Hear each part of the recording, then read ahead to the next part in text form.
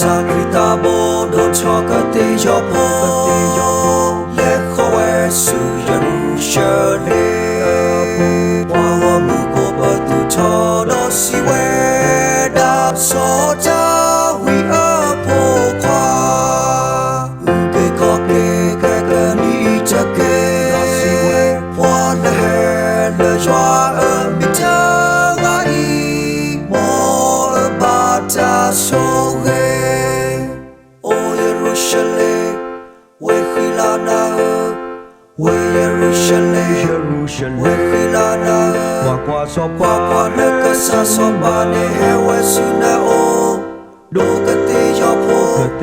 do kati yopo, hewe suna o di to ka ke koke na,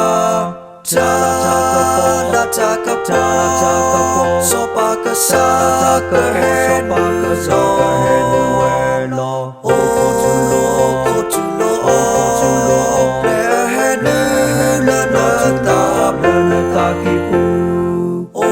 Jerusalem, we khilana, qua na kasa so mane hewe suna o, do kate yopo, hewe suna o di to ka ke koke na, ta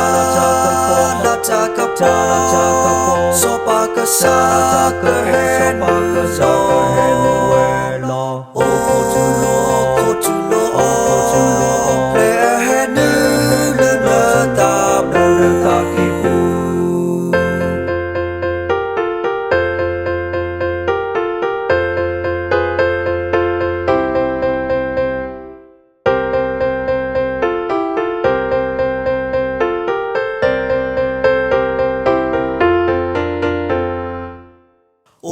Jerusalem apote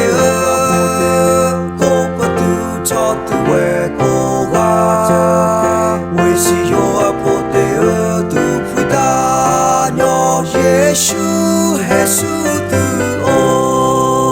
maka shreka shroke tu cha o mu di to tu ka kra do ta la ka po ka te ka cho tu kle Jerusalem, we khilana, we Jerusalem, we khilana, qua na kasa so mane hewe suna o, do kate yopo, hewe suna o di to ka ke koke na, ta so pa kasa ka hen so.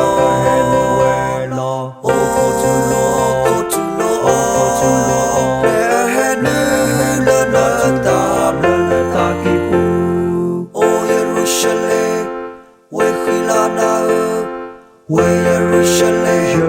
we khilana, qua na kasa so mane hewe suna o, do kate yopo,